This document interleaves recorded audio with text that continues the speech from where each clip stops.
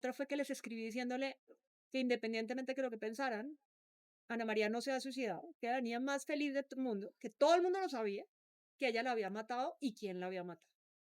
Tú ya sabías que era él. Ya sabía que era él.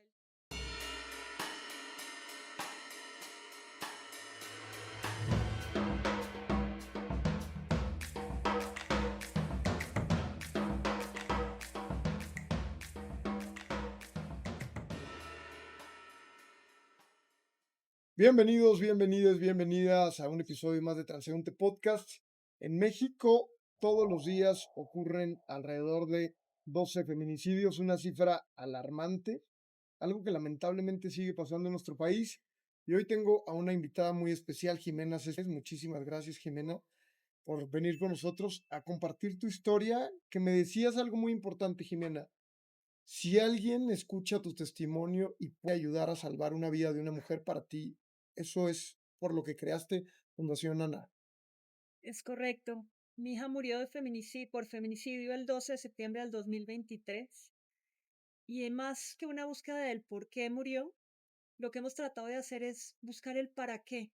Y lo que encontramos es que su historia se tiene que saber para que mucha gente sepa cuáles son las señales de violencia y podamos salvar no una, muchas vidas de estas mujeres en México. Jimena Ana María tenía 18 años, estaba entrando a la universidad. Gracias, de verdad, gracias por compartir este testimonio con toda la gente que te puede escuchar, ¿no? Y es algo que acaba de pasar hace un año. Yo no sé si se puede decir que uno celebra un aniversario, es difícil la palabra, pero así fue. El 12 de septiembre pasado, o sea, del 2024, hicimos el lanzamiento de la fundación pensando en que teníamos que conmemorar ese día tan difícil con algo que valiera la pena y que ella además estuviera orgullosa de lo que estábamos haciendo. Ana María entró a la universidad, Ana María estudió en el colegio alemán desde primero de kinder, quien el presunto feminicida es exnovio de ella, compañero de ella del colegio, fueron novios por año y medio. Ellos terminan en junio del 2023 por dos razones. Una, porque Ana María ya no se sentía cómoda en la relación, y la otra, que incluso le habíamos platicado, ella iba a entrar a la carrera de medicina, este muchacho se iba a ir para Alemania a estudiar, era el típico novio del colegio que tú no esperas que sea el novio para toda la vida. Entonces, pues al final ella decidió que pues ya era el momento de que terminaran. Primero porque iba a ser muy difícil si él se iba y porque además la vida les iba a cambiar. Ella entra a la carrera de medicina, le costó mucho trabajo entrar porque pues la UP es muy difícil y lo logró, o sea, incluso ella entró en extemporáneo. Era la niña más feliz que había porque primero estaba cumpliendo su sueño y además la habían aceptado en la universidad que ella quería. Mucha gente en la universidad la conocía porque como había sido niña extemporánea, de esas que todo el mundo la recibió porque era la niña diferente que había entrado. Le encantó la carrera, pero ese muchacho comenzó a mandarle regalos y a mandarle mensajes. Y entonces lo que hizo mi marido, lo que hubiera hecho cualquiera, es decirle, ya no recibes ni un regalo más. Incluso la señora que nos ayuda en la casa le dijo, no recibes nada. Nosotros nos fuimos de viaje, teníamos un viaje programado de aniversario desde el 2020, que no habíamos podido hacerlo, lo decimos hacer en el 2023. Y yo le pregunto todavía a Ana María, oye, ¿ya está Alan tranquilo? Porque a mí mi preocupación era que este muchacho estaba muy triste. Y entonces, pues uno no quiere ver a sus hijos tristes. Me dijo, no, ya está bien, ya hablamos, y está tranquilo y se va para Alemania. Entonces yo me subí a un avión completamente convencida de que el muchacho estaba bien. O sea, no era que hubiera una señal de mi lado de violencia ni nada, pero sí me preocupaba este muchacho, me preocupaban los regalos y que desestabilizaran a María en el momento en donde más feliz que era que era entrar a la universidad. Nos vamos de viaje y ahí es donde las...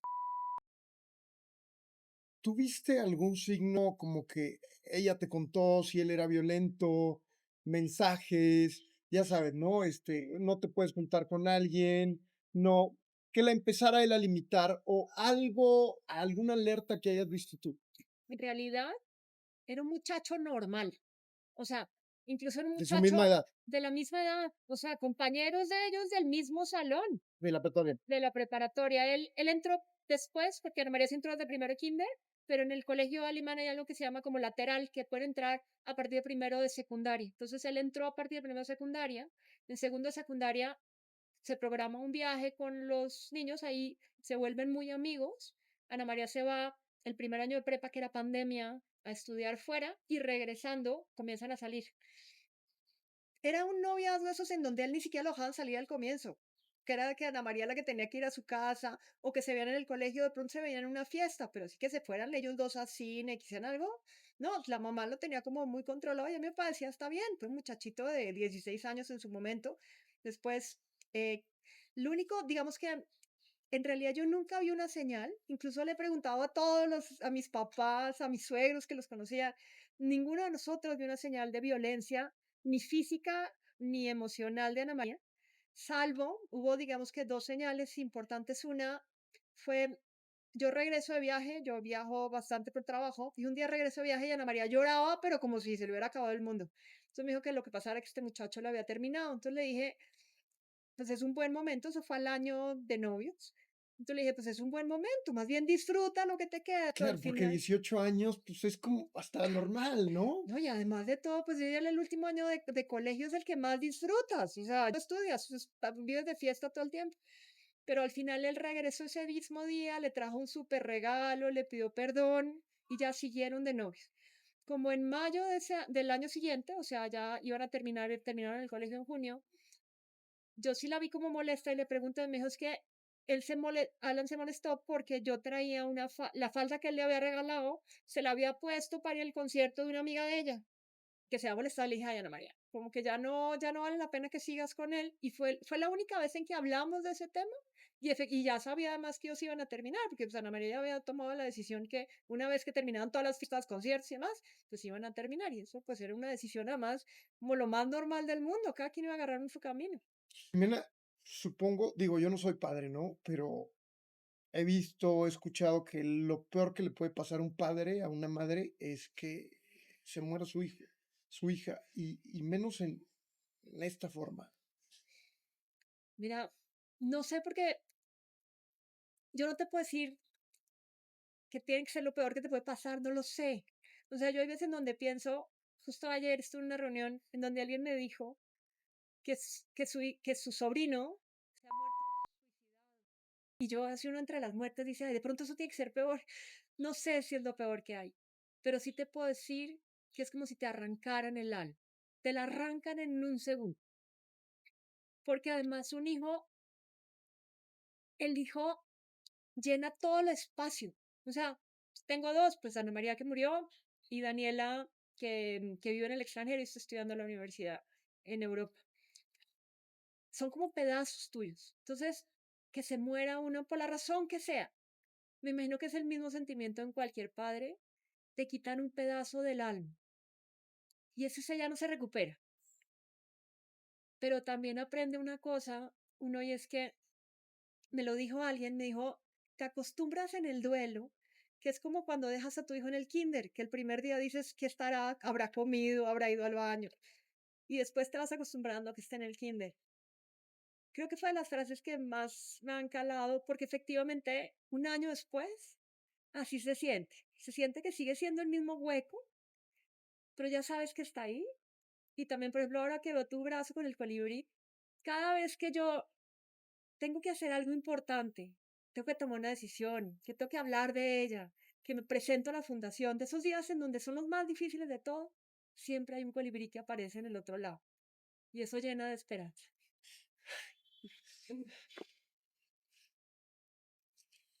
Y es que me dejaste sin, Perdón. sin poder hablar. ¿Qué le dices tú a otros padres que han pasado por la misma situación de que han asesinado a sus hijas? Yo entiendo y lo he visto en otras personas que han perdido familiares, que es muy difícil salir de ahí. Es muy difícil salir del dolor, porque te duele todo, te duele cada centímetro de tu cuerpo. Pero yo hice tres cosas que de pronto han sido las que me han ayudado. La primera es, yo tengo la ventaja que está mi marido conmigo. y la única persona que comparte el mismo dolor, porque el de dolor incluso de Daniela, de mi hija, de otra hija, no es el mismo, porque perdió una hermana. El de mis papás no es el mismo, porque es un nieto. El de los amigos, aunque tiene que ser una cosa espantosa, no es el mismo. El único dolor de padre es el del padre y el de la madre. Y esto nos ha unido más, porque el día en donde uno recae está el otro. El día en que de pronto decimos, vamos a tener que salir de esto, estamos juntos y lo tratamos de hacer, o sea, como es un duelo así. El otro, encontré que tenía que hacer cosas manuales para sobrevivir, como tu cabeza está tan embotada en un tema así. Entonces yo lo que hacía era que lavaba platos. O sea, literalmente agarraba y usaba un vaso, iba y lo lavaba. Iba y, o sea, porque necesitaba hacer algo que me conectara con la tierra. Y aprendí a caminar todos los días. Camino así sea 15 minutos, pero voy a la naturaleza y eso me conecta con la tierra. De pronto es como encontrar algo que te conecte con la vida más allá del resto. Y la tercera, que creo que ha sido lo más importante, es que comienzas a ver el amor alrededor tuyo. Porque el amor estaba muy concentrado en un hijo, el amor era solo el hijo. Y además esta que además ocupaba todos los espacios. Ana María era brillante en todos los sentidos, pero además eran de esas niñas demandantes, que quería que te la vieras y que efectivamente eso hacía, pero lo hacía con todo el mundo, no solamente con sus papás. Entonces comencé a ver el amor en la gente. O sea, el día del velorio ocupamos todo el recinto. Era tal cantidad de gente que desde las escaleras eran ríos de gente, en todas las salas de alrededor. Yo no sé qué hicieron los demás, no sabía quién más estaba en otras de las salas, pero aquí no cabía un alma. El día del entierro, bueno, y para el año del aniversario hicimos una misa. Nos tocó hacer la misa independiente de la de difuntos porque llenamos la iglesia completamente. Hubo gente que nos ofreció, mi marido nosotros veníamos de vacaciones. O sea, así nos regresamos con la maleta de verano. No teníamos que ponernos para el velorio. Yo me fui para el centro comercial, pero a mi marido le tocó irse para la fiscalía. En el velorio alguien oyó que mi marido estaba buscando que si alguien le prestaba un traje para el funeral. Ese mismo día llegaron al hotel un amigo de mi marido con una caja completa de ropa comprada directamente, que le compró pantalones, ropa interior, calcetines. Oyeron que estaba cerrada la casa, pues porque obviamente estaba en investigación y que estábamos viviendo en un hotel. Y una amiga de mi marido le dijo, tengo un departamento que acaban de desocuparme, está amueblado, ¿por qué no se van para allá? Y nos entregó las llaves. O sea, estas muestras de amor hacen que entiendas que la vida vale la pena aún a pesar del dolor. Y yo creo que eso es lo que me ha ayudado a seguir. Y ya el tema del para qué, o sea, la fundación me da un motivo adicional. Pero en los primeros días, creo que eso fue lo que me dio vida, por lo menos. Justamente, digo, ahorita vamos con la fundación, ¿ah? Pero esto que me dices de por qué me pasa esto, para qué me pasa esto y no por qué me pasa eso, lo habíamos hablado en la temporada pasada aquí en Transeúnte, con Beto, que ya se volvió un amigo. Él es un chavo que en un accidente perdió una pierna, en un accidente automovilístico que iba con unos amigos, fueron a una fiesta, él se queda dormido en la parte de atrás del coche, chocan, lo atraviesa un tubo, y entonces yo le decía también, te veo como muy, y me dice, Said, es que, y justo me lo dijo aquí, ¿no? Y también yo desde ahí lo aprendí, y me dice, todo esto para mí ha sido un ¿para qué me pasó esto? Y no por qué me pasó, que él, creo que el accidente fue el viernes y el lunes él ya estaba de, ¿qué sigue, no? Entonces, en esta frase me detengo, ¿para qué? ¿Para qué te pasó esto? Yo estaba en el velorio con, con eso que o sea, todavía uno en un velorio así dice, ¿será que levanta la tapa y se levanta? Y estaba yo sentada viendo el ataúd porque justo iba a empezar la misa y llega el director de la carrera de Ciencias de la Salud de la UP. Se sienta al lado mío.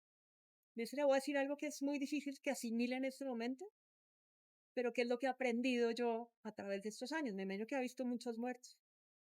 Me dijo que no tenía que buscar el por qué, que era muy difícil. O sea, pues, porque uno casi que el por qué, pues le tiene que ir a preguntar a Dios por qué. Y ese no creo que me conteste muy seguido. Pero me dijo, busca el para qué.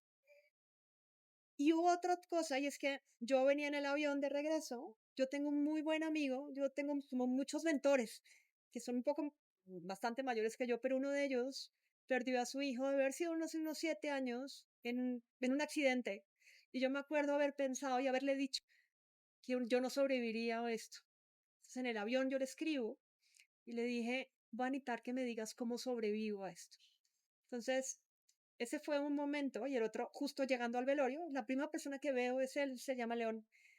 Le dije, dime qué tengo que hacer. Me dijo, cuando un joven se muere, eres tú la que te va a tocar ir a consolar a los demás. Entonces, como que esos dos momentos en el velorio me marcaron.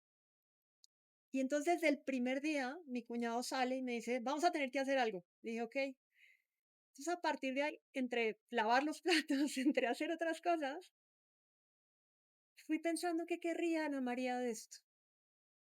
Primero porque Ana María nunca nos dijo nada. Pues me imagino que ella, después uno va encontrando como las razones de por qué las mujeres no hablan. Pero lo dije es, la vida de Ana María, mi hija, perdón que cambie, pero mi otra hija un día me dijo, Ana María siempre quiso ser famosa. Tu otra hija es Daniela, chiquita, más grande, es más Daniela, grande. que tiene Ella 22, vive en Alemania. en Alemania. Ella me dijo, Ana María siempre quiso ser famosa y me quedé como con eso. Y entonces fue cuando dije, es que tendría que ser eso el tema. O sea, tendríamos que lograr que la historia de Ana María no fuera una historia de una víctima más, porque yo no quiero una víctima más. Es más bien la historia de cómo hacemos para que a través de esa historia salvemos muchas mujeres. Y por eso empecé primero contando la historia de Ana María. Todavía no sabía que eso iba a ser una fundación ni cómo lo íbamos a hacer. Yo lo único que necesitaba era contar la historia. La primera persona que salvamos me llama una vez, me escribe una señora por Instagram, desde alguno de los videos que yo subí, yo comencé a subir videos primero para un tema justicia, después para un tema ya específicamente contar la historia. Me dice que su hija de 17 años en ese momento, ella se había encontrado que estaba sufriendo de violencia, que ella había logrado, después del testimonio que yo había dado, de ponerle una orden de alejamiento y que estaba muy preocupada porque la hija estaba muy enojada con ella por lo que había pasado. Entonces le dije que si quería yo hablaba con su hija. Yo ni siquiera sabía con qué me iba a encontrar. Y hablé con su hija y le expliqué que lo que había hecho la mamá era salvarle la vida. Gracias a que la mamá vio las señales, oyó mi mensaje, vio las señales y dijo, eso es una señal de violencia y de ahí salvamos una vida. Ese día dije, ya encontré el para qué. Todavía no sabía el cómo, pero el para qué estaba muy claro. Teníamos que salvar mujeres como Ana María. Y así surge esta fundación Nana, que justamente la acabas de presentar. Yo vi la nota que hizo mi compañera de N más Foro y a mí me captó, ¿no? Vi cómo están hablando tú y tu hija y te veía, Jimena, muy fuerte. ¿Qué te da fortaleza? Me da fortaleza esas historias de la niña como esta. Esta niña fue conmigo el día de la fundación. Yo la traje, ella vive en otro estado. Y ella me dijo, yo algún día quiero contar la historia. Le dije, todavía, el día en que quieras, yo te abro los micros. Pero si quieres estar conmigo, ahí estás. O sea, la gente de alrededor te da fortaleza porque cada vez que yo cuento la historia, alguien se acerca y me dice, oye, mi hermana está teniendo esto. O alguien ya me dijo, oye, me separé de mi marido por esto. O sea, esas historias te dan vida porque implica que estás haciendo algo para marcar la vida de alguien más.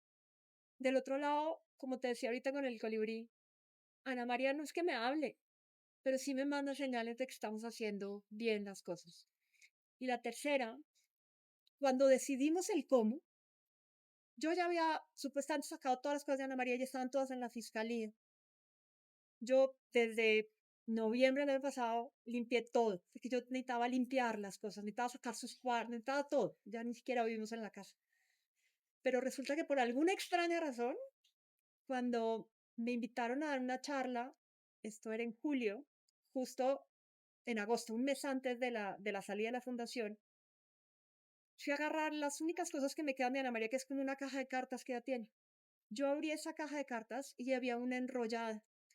Abro la carta y era una carta que este muchacho le había mandado a ella, creemos que después de que terminaron, en donde están marcadas todas las señales de violencia, porque le dice que, eh, que había sido, que la perdonara porque había tenido signos de control, que porque era muy celoso, que le había terminado mucho, que lo que quería pasar era que quería protegerla, que la amaba, que quería ser el padre de sus hijos. O sea, yo leí la carta ya habiendo tomado un primer diplomado sobre violencia de género, yo temblaba con esa carta, yo decía, ¿por qué no la vi antes?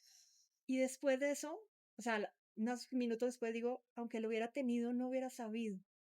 O sea, porque tú ves la carta, si tú no sabes que esas son señales de violencia, pues tú dices, este pobre niño tiene que ir a terapia, pero más allá de eso no se te ocurre. Jimena, ¿podrías? Me quiero detener en esto porque, digo, a ver, yo soy gay y tengo relación con otros hombres, y la violencia de género es exclusiva de las mujeres o no necesariamente, o la violencia de género viene de un hombre. Mira, la violencia puede venir de cualquier parte, pero la violencia de género lo que pasa es que ya está establecida de un hombre hacia la mujer por varias razones. La primera es por un tema cultural, la otra es porque efectivamente por la diferencia genética es mucho más fácil que un hombre tenga mucha más fuerza que sobre una mujer. Y la tercera es porque aunque mueren más hombres en el mundo, mueren a manos de otros hombres. Y la mayor parte de las mujeres mueren a manos de otros hombres. Y cuando hablamos de feminicidio, es por violencia de género, pero hubo una relación antes. Puede que sea todavía o, o que ya haya terminado, como en el caso de Ana María, por eso es un feminicidio. Entonces, me preguntaban en una plática, me preguntaron, oye, pero ¿y qué hacemos con la violencia de mujeres contra hombres? Le dije, podría aplicar lo mismo. O sea, si tú ves una mujer muy celosa, aléjate de ahí. ¿Qué haces entre una relación que funciona así? Pero aquí es por un tema de estadística. Matan a más mujeres a manos de hombres que, que por Claro, otro tema claro. diferente. Y por ejemplo, tú me decías, leí esta carta y tenía todos los signos. ¿Cuáles son esos signos, por ejemplo, para las chavas que te están escuchando? Mira, son cinco signos, o sea, hay muchos. Desafortunadamente, si uno supiera que es una sola causal y se podría resolver con una sola cosa, bueno, ya lo habríamos hecho. Pero aquí en este caso, y lo vimos y está en el tríptico y está en la página internet de la fundación, son cinco principales. Uno es un tema de control. Generalmente, una persona que ejerce violencia sobre otra, lo primero que hace es tratar de controlar. Trata La otra es un tema de celos. Generalmente se ve muy celoso de que esté con otros amigos, que se acerque, y por eso mismo lo que tratan es de alejarla de su círculo, porque ellos entienden, o sea, no sé si eso es claro para ellos, siempre he creído que no es claro, pero tienen esa conducta. Al tratar de alejarlos, pues es mucho más fácil controlar la víctima. La otra es que menosprecia lo que dices. O sea, es cuando, "Ah, es que tú estás loca o qué exagerada o esas cosas. Mi marido me lo podría decir, pero tiene los otros tres de agravantes. Y la última es el cambio de temperamento. Él le decía en la carta que lo perdonara por terminarle tantas veces. Generalmente la víctima en un caso de estos lo que quiere es complacerlo porque tiene tantos cambios de humor que se enoja. Hay un círculo que dice que empieza primero con tensión, después es la fase de explosión, que puede ser, la tensión es que se enoja, tiene una ira, la fase de explosión puede ser un golpe, puede ser una humillación, puede ser un tema como más psicológico y después siempre pide perdón, que voy a cambiar, le da regalos. Entonces, esos son como los cinco signos, pero el más peligroso de todos a lo largo de esto que estoy viendo es cuando la víctima más bien deja de ser ella por complacerlo a él. Pero en general esas cinco casi siempre se ven en violencia de género y todas estaban escritas en esa carta. ¿Qué pasa? O digo, tú que das conferencias, tienes mucha información de este tema, ¿qué pasa cuando, qué es lo que sucede cuando un hombre ya la golpea y todo esto acaba en un feminicidio? Mira, hay algo antes de eso que nos enteramos y es generalmente a ver, es muy difícil saber que alguien que es violento va a llegar a matar a alguien. Incluso en España hay un algoritmo, se le están pidiendo a la inteligencia artificial que te dé una probabilidad de que si yo llamo a la fiscalía, le cuento la historia, hay una probabilidad de que esta mujer esté en riesgo de muerte. O sea, más allá de los riesgos de golpe, lo quieras, un riesgo de muerte. Es tan difícil porque somos tan ¿cómo se llama eso? Cuando impredecibles, el humano es tan Impredecibles. impredecible que realmente no puedes saber cuando alguien es así, salvo esos asesinos seriales, pero Claro, esos casos ya y es eso es que, muy diferente. claro, y te pregunto esto, a lo mejor mi pregunta es un poco tonta, ¿no? Pero me detengo en esto, en que ustedes jamás por aquí les pasó que este chavo pudiera hacer algo así, ¿no? No, exacto. Los amigos sí sabían que estaban en una. Él empieza la carta, bueno, aparte de le decía gitana, gitana, le dice: siento mucho, sé que que fui muy tóxico contigo. O sea, él lo dice claramente. Él sabe eso, pero yo creo que él no sabía las capacidades que tenía. Los amigos sabían que Ana María estaba en una relación tóxica. Ujú. Ella fue al, a la psicóloga de la institución. O sea, las psicólogas también sabían. Y tenía otra psicóloga más. Y los profesores también sabían que están en una relación tóxica. Ninguno de ellos supo esto que sabemos ahorita. Supo que esta relación tóxica podía llegar a matarla. Resulta que cuando una víctima sale de una relación tóxica, generalmente el riesgo mayor es dentro de los 3 meses siguientes a que sale de la relación tóxica, porque quien está ahí lo que pierde es el control. Encima de cualquier otra cosa, pierde el control sobre la víctima, que es lo que lo mantiene vivo, o no sé cómo se llamará eso. Ana María la mataron entre los 3 meses. Y después hay otra ventana, si no la matan entre los primeros 3 meses, hay una ventana todavía de riesgo de un año. Generalmente pasado el año baja bastante el riesgo de que te maten. Bien sea porque se encuentra otra víctima o porque se le olvidó ese tema de control o porque pasa otra cosa. Entonces, pensando en eso, en que nosotros no lo vimos, ni su círculo lo vio, lo que necesitamos es esa ventana de un año. Bueno, necesitamos dos cosas. La primera es, casi siempre que empieza un problema así, empieza desde el noviazgo a etapas tempranas, 15, 16, y de ahí no se pueden salir las mujeres porque si salen pueden terminar en feminicidio.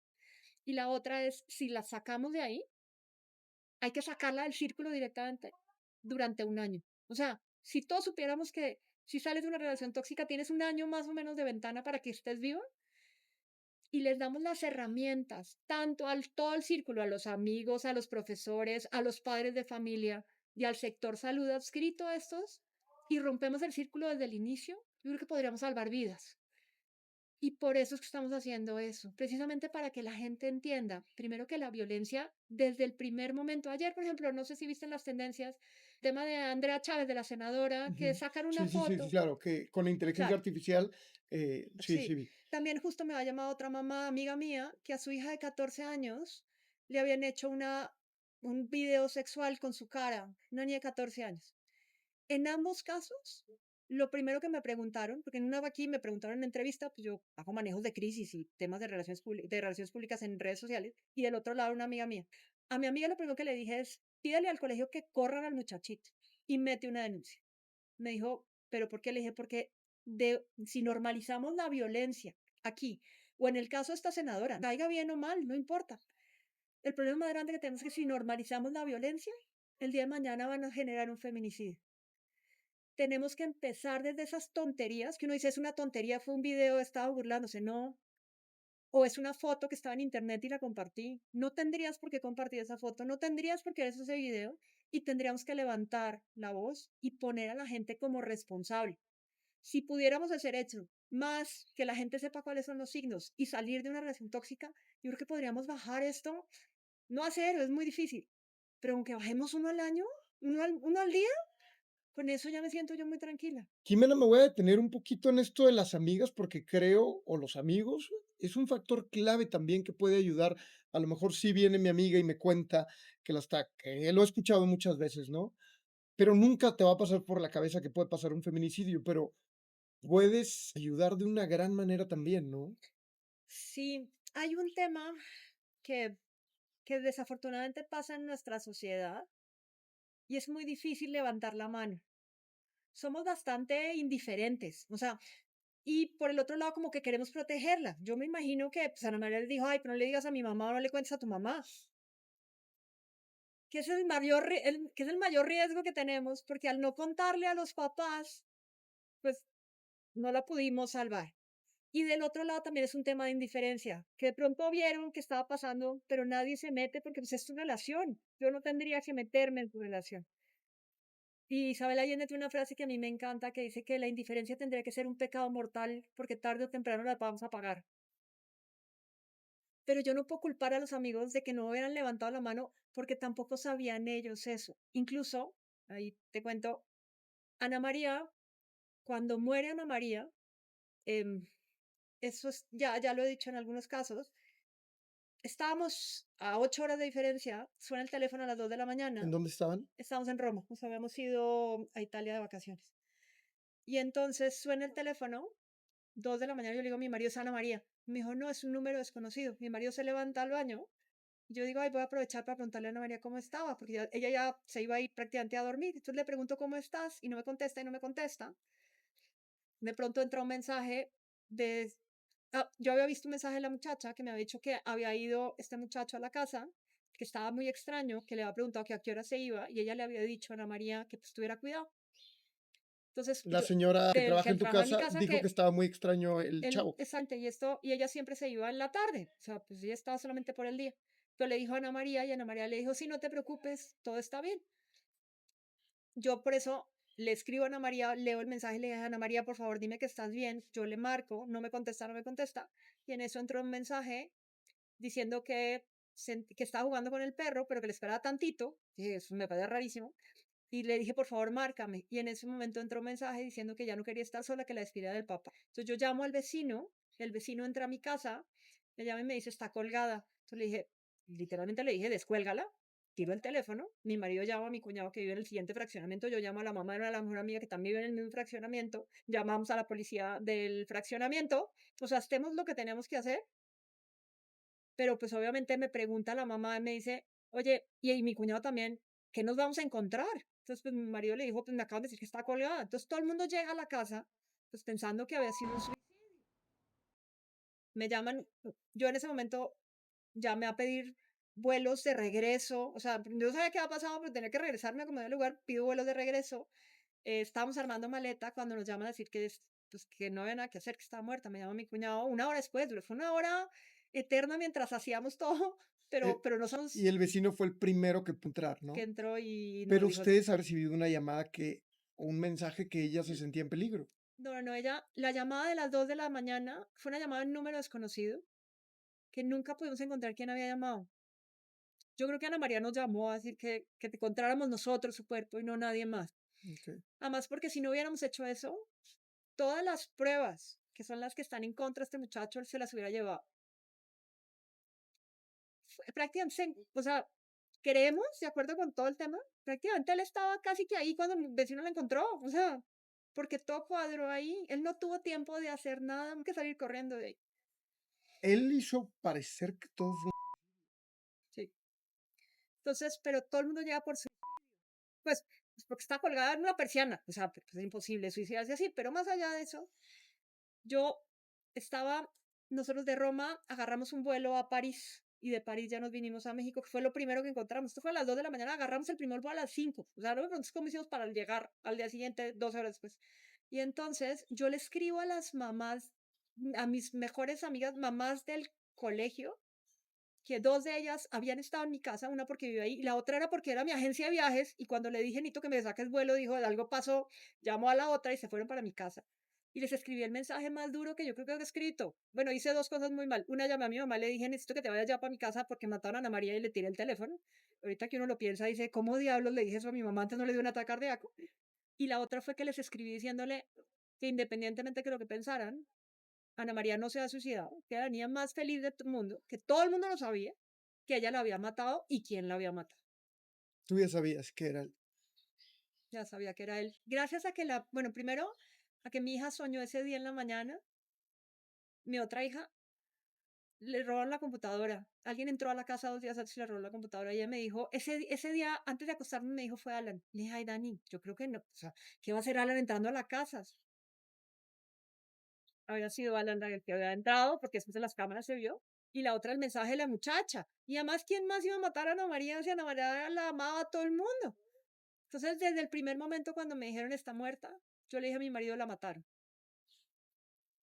Y gracias a eso, gracias a que fue tan rápido, pues ya primero pues, llegó todo el vecindario, obviamente, pero llegó la policía, llegó la fiscalía.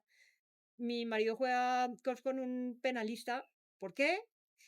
No me preguntes, llegó el penalista y entonces entre todo esto, pues fue muy rápido, lo agarraron el 4 días después, el 16 de septiembre ya estaba en la cárcel. ¿Qué dijo él? No sabemos, no ha hecho nada todavía, lo único que le preguntaron era que si que si pues, tenía una relación con Ana María y dijo que sí. Y ya no hay nada más, ahorita Se vio en está, las cámaras que él había entrado, ¿no? se vio en las cámaras que la venta. Y eso sí es prácticamente público, fue lo que la fiscalía mostró. El resto de pruebas sí están dentro del sumario, pero pues estaba ahí en el lugar de mi casa. Mena, lo sigo diciendo, esto ha sido muy duro para ti. Gracias por compartir esta historia. ¿Cuál ha sido el día o el momento más difícil de hace un año para acá?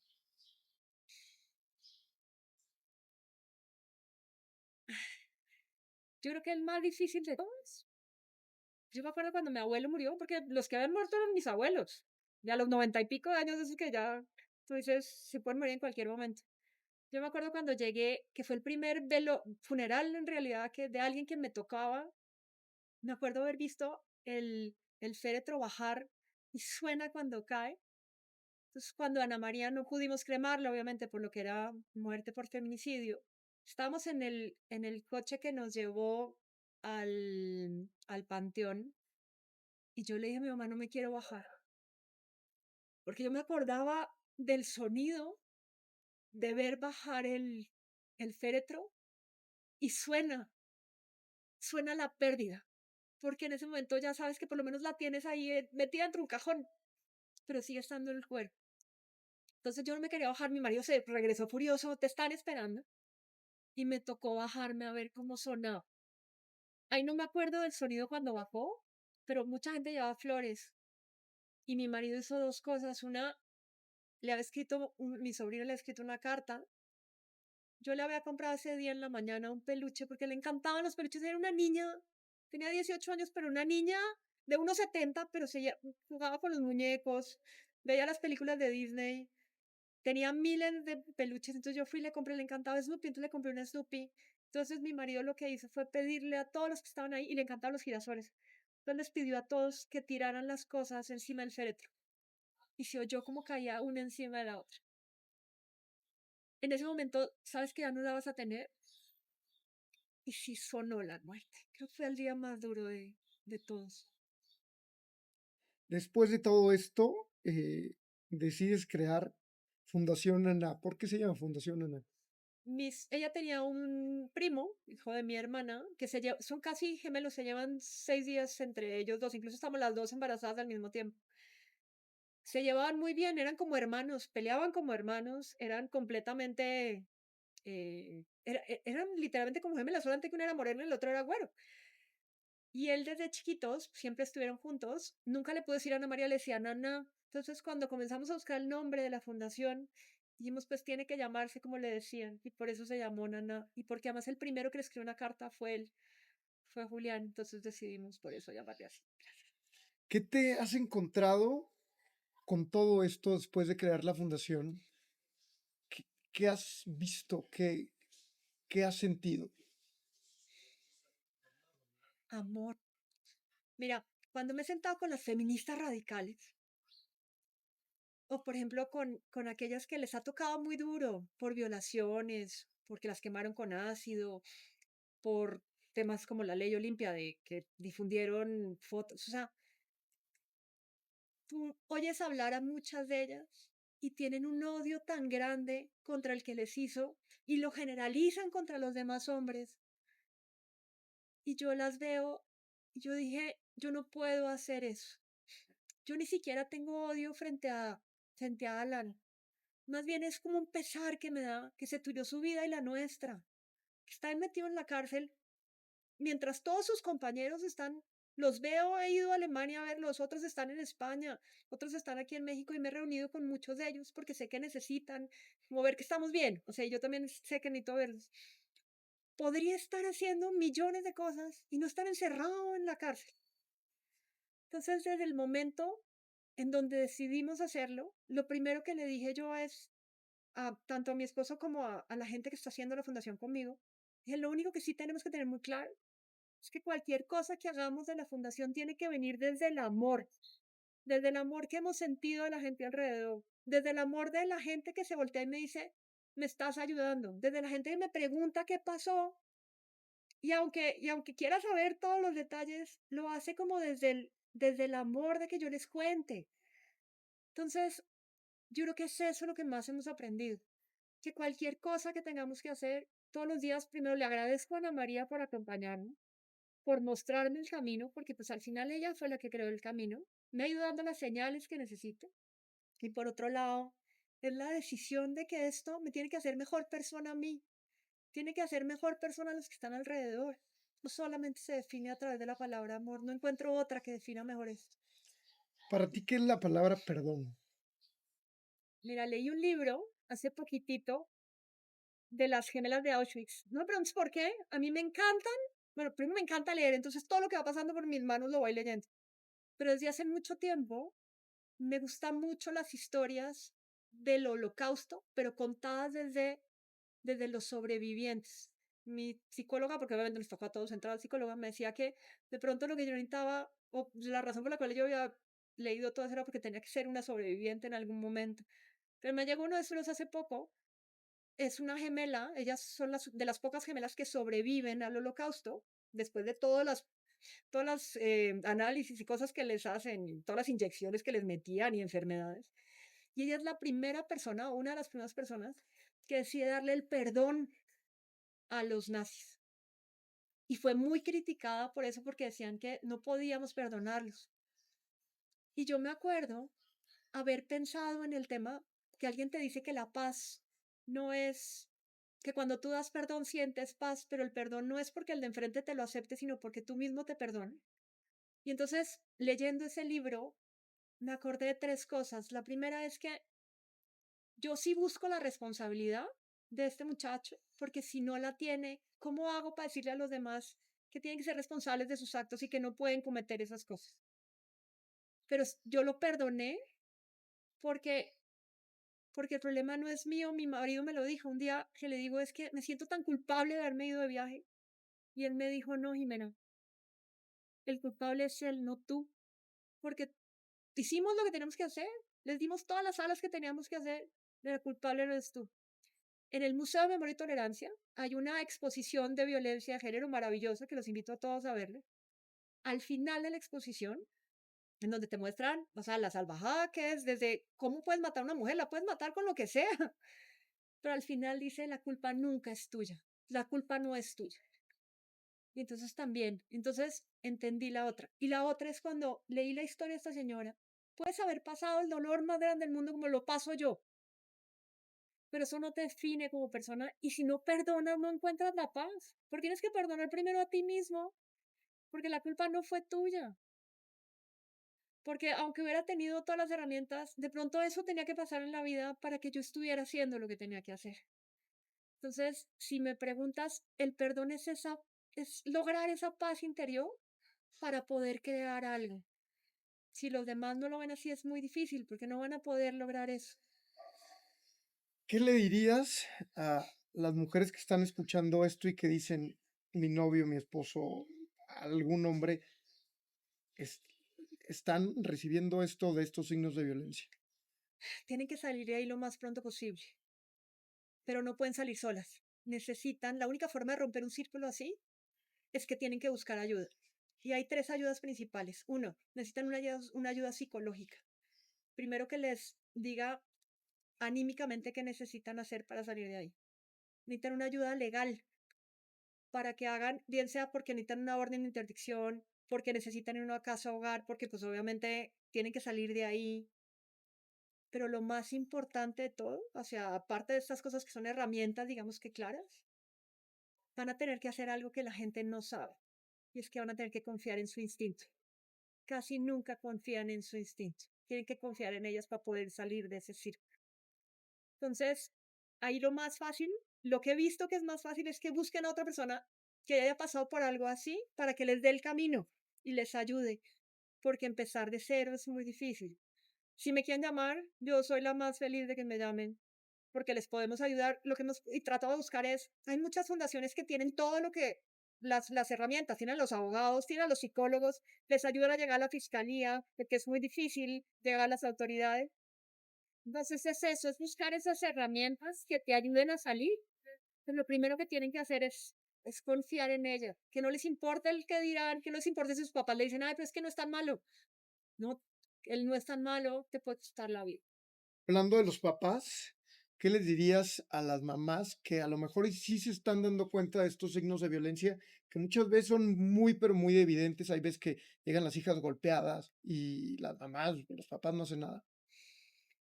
Ay, debe ser muy difícil como padre ver eso. Y porque además lo que he leído en muchos de los testimonios, generalmente no quieres verlo porque es mucho más fácil no ver la violencia que verla. Y porque también existe un qué dirán. Entonces, yo creo que es lo primero que tenemos que romper. Pero en este caso, o sea, lo primero que le diría yo a un padre es si existe la posibilidad de que la maten. Es como vi la vez pasada un meme que decía, es mejor ser el viejo del gimnasio al joven del asilo. O sea, y lo relaciono igual. Es mejor tener que sacarla de ahí, luchar contra el que dirán, contra todos tus prejuicios, a tener que tenerla dentro de un ataúd. Eso es muy difícil de hacer, es muy difícil de ejecutar, pero, pero es la única manera, o sea, en que lo podemos lograr. Pero esto aquí también va para los padres del violentador, porque una cosa es tratar de sacar a tu hija de ahí que de pronto ni siquiera quiere salir, pero los padres de un hombre violento sí saben que el hombre es violento. ¿Cómo? Generalmente lo ven, generalmente gritan en sus casas o rompen algo, incluso son violentos con sus padres. Y eso también luego es normal dentro de los papás, dentro del hijo y los nietos. O sea, Claro. es como una cadena, ¿no? O sea, romper un tema cultural, por eso te decía, es lo más difícil de todo. Pero aquellos padres que sí lo ven y que nos están viendo, por ejemplo, los padres, me ha pasado con muchos jóvenes que me dicen, oye, yo sí veo que mi hijo es como, o sea, intolerante a la frustración, mándalo directo al psicólogo, o sea, enséñale a mostrar sus emociones, enséñale a esas cosas que no les hemos enseñado a los hombres. Con los de ahorita, yo no podemos solucionar los temas de los grandes, pero con los nuevos tenemos que hacer dos cosas con los padres. Uno, volverlos, o sea, tienen que ayudarles a que sean tolerantes a la frustración y la otra les tienen que enseñar a ser responsables de sus actos. O sea, si golpeaste a un niño, tienes que ir a pedir perdón al niño. Si mandas una foto de esta niña en, pues te tienen que correr del colegio, o sea, tiene que haber una responsabilidad de esa. Por ejemplo, yo siempre he dicho que los padres de este muchacho tendrían que ayudarnos a hacer una fundación, y esto tendría que ser una fundación mayor que la nuestra. En Estados Unidos existe algo que se llama, es como Alcohólicos Anónimos, pero de violentadores anónimos, porque es muy difícil decirle a alguien que es violento si no lo reconoce, como cualquier adicción. Pero si un hombre violento le muestra al otro que es violento, es mucho más fácil que busque ayuda o que se concientice y de pronto haga unos actos menos violentos o lo piense tres veces antes de matar a alguien. Entonces, yo creo que eso es parte de lo que tendríamos que hacer. O sea, tendríamos primero que reconocer que sí tenemos un problema. De pronto la respuesta correcta es reconozcamos, por un lado, los padres de la mujer, pero también los padres del violentador y busquemos ayuda. Hay muchas cosas que hay allá afuera. Busquemos la ayuda correcta. Digo, me voy a detener, ya iba a acabar la entrevista, pero me voy a detener. Me ha tocado convivir con hombres violentos y dicen que no. Y a lo mejor dice, bueno, no va a cometer un asesinato, ¿no? Pero la gente violenta dice que no es violenta, Entonces, yo creo que tendríamos primero que dejar de normalizar la violencia. O sea, lo que estamos desde viendo en chiquitos, el... ¿no? El sí, bullying. exactamente. O sea, me ha pasado, mi hermana, por ejemplo, es miembro de la junta directiva de un colegio y hay tres muchachos que le mandaron un mensaje a otro muchacho diciéndole que lo iban a matar. Y mi hermana pidió la expulsión de estos muchachos. Y padres compañeros de ella, o sea, amigos, un día le dijo, pero no fue como una exageración.